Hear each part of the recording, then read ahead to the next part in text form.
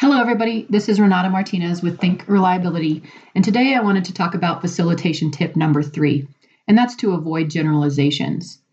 It's human nature to group people or places or things into categories, so it's definitely not a surprise when we see organizations try to do this with their problems.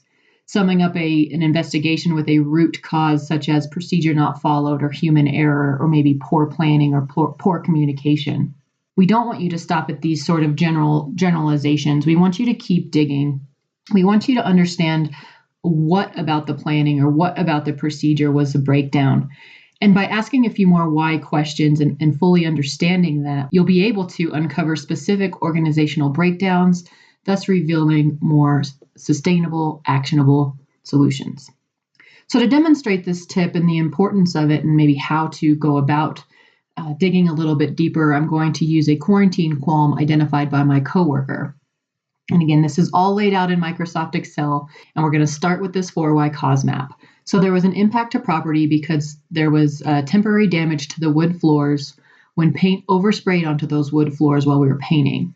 And that was because the tape lifted off of the baseboard, and tape lifted off of the baseboard because of poor planning.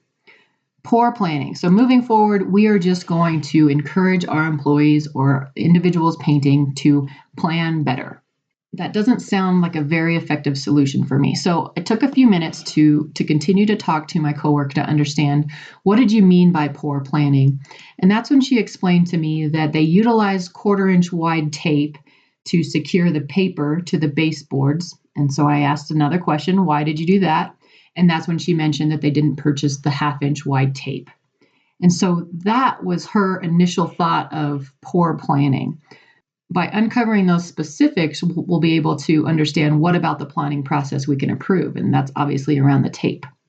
As I continued to talk to her, she mentioned a couple other things that I thought we could use as a demonstration of generalizations. So she mentioned that the tape also lifted off the baseboard because procedure was not followed. And then she proceeded to tell me that there was a training or an experience breakdown as well, and that resulted in paint overspraying onto the wood floors. So looking at that on a very high level, this is what your cause map would look like. So I talked to Brittany a little bit more to understand what she meant by procedure not followed and what she meant by training ineffective. And she further explained that they didn't clean the baseboards prior to applying the tape, and that caused the tapes to lift off the baseboards a little bit easier. And I asked her why they didn't clean the baseboards, and she just said she didn't know it was a thing. She didn't know it was a requirement. And that was, in her mind, procedure not followed. So that top branch captures that perspective in a little bit more detail.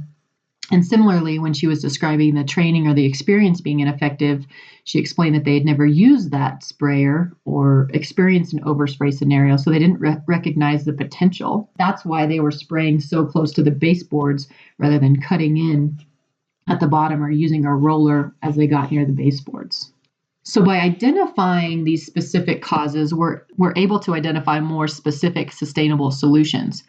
In this specific example, they wanted to enhance their pre-job checklist, as well as consider training or qualifications for the individuals that will be doing this painting. Now, obviously, this is just a personal example, so I don't think Brittany is going to have her husband go through a qualification program, but I hope you start to see some similarities in your organization. Anytime that you get to these general categories, we want to understand more in order to identify solutions. And we're using this specific example. We're looking at a discrete incident. But as you can imagine, as you get into some of these causes or solutions, there might be opportunities. So use it as a learning tool to identify systemic opportunities across your organization. I've experienced some clients that are initially reluctant to go down some of these avenues to explore more specific causes because they're afraid it's going to be time consuming. I hope this demonstrates that it's not that time consuming to add a few more causes and to provide that clarity.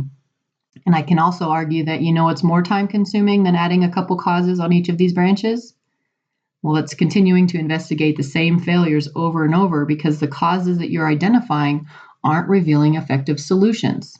I hope this has been a good demonstration of why facilitation tip number 3 is important and why we want to avoid those generalizations.